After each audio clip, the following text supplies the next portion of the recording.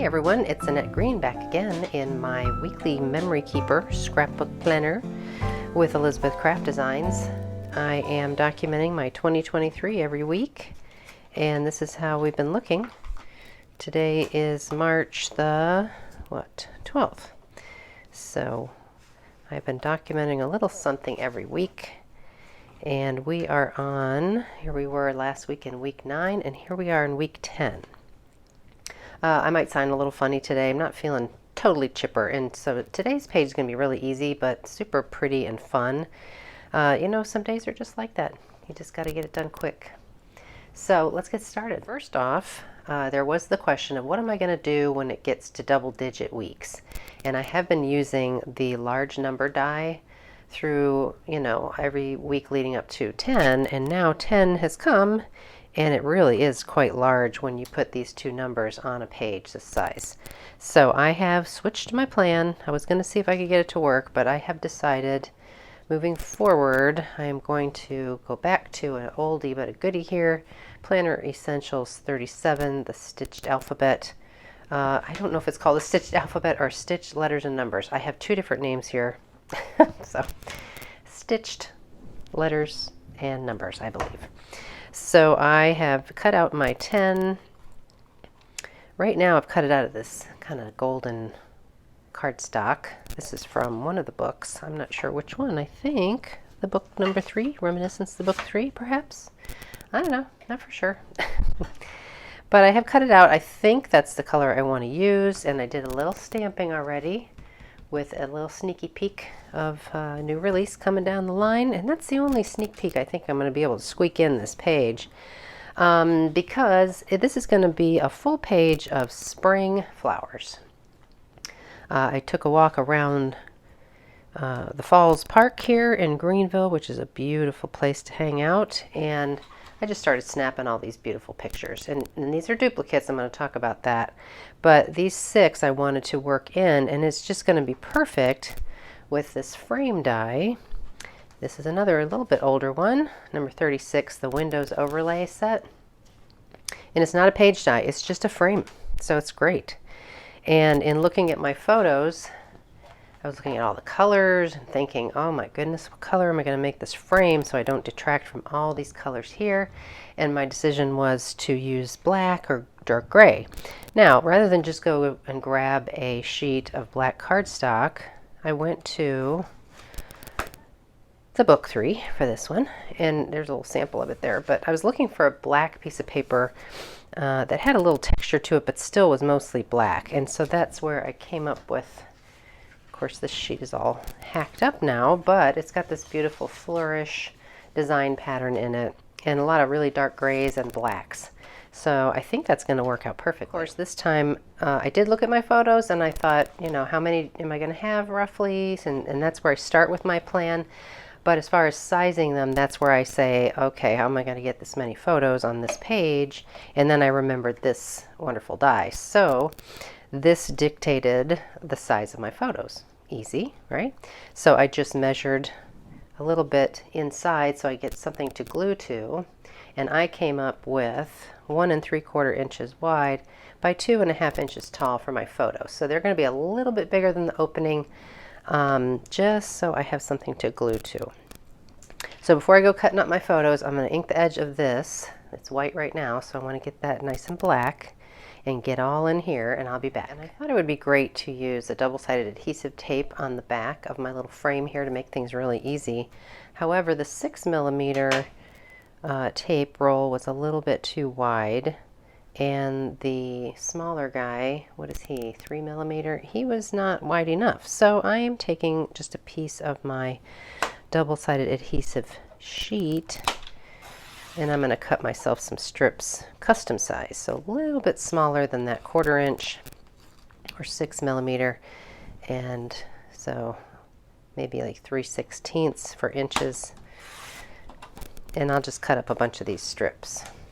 Okay, as I am making a plan, I am trying to decide where my photos are going to go, and I think that's the layout that I want, and I have my pansies for my upper left corner, but this is where I wanted to show you a little something that I do I have to do with my printer. Now everybody's printer is a little different, but I have found that when I print photos just as they are, without any kind of retouching, lightening them up or anything, the ink really gets absorbed heavily into my photo paper.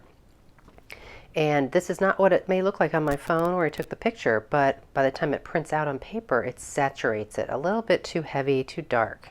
And so I always go in, it's a subtle difference, I hope you can see it. I go in and I lighten this up a little bit. And it just makes all the difference in the world. And I have done that with all my photos. I lighten them up just a little bit. It's not a little trick I have to play on my printer, but that's just a little something I do. So I've got my adhesive on the back. I'm going to go ahead and pull up.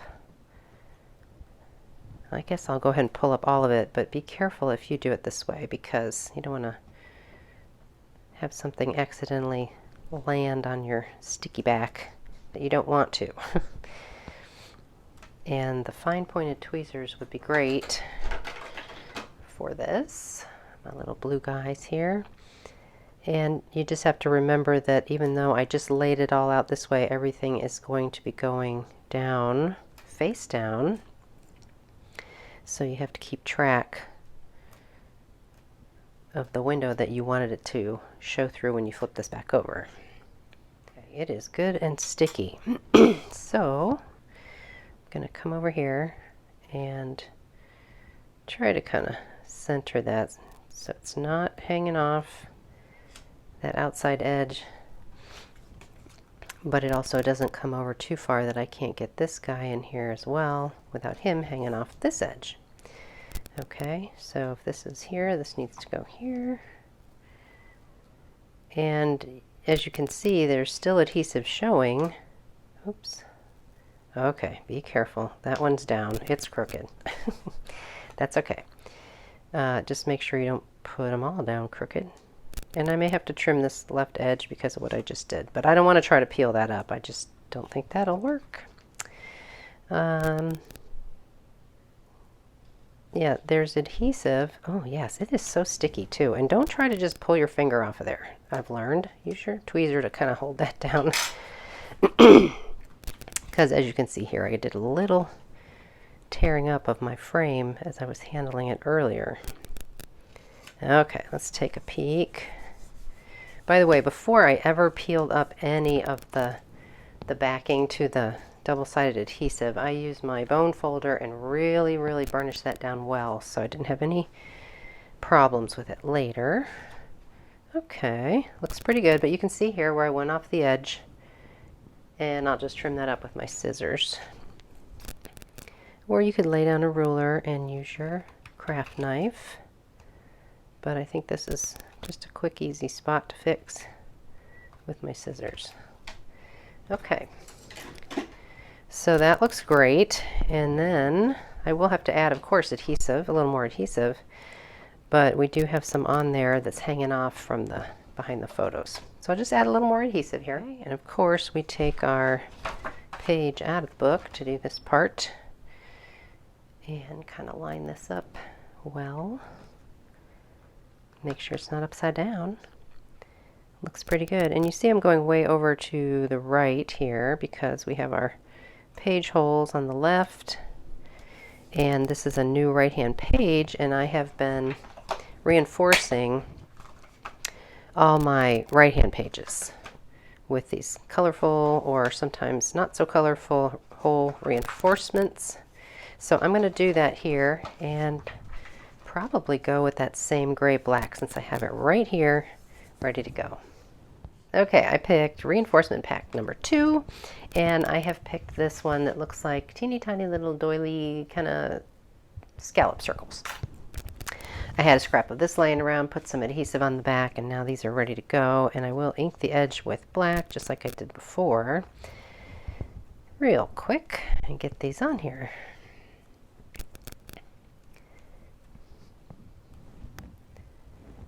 Right, I've got those on there. I've inked around my page.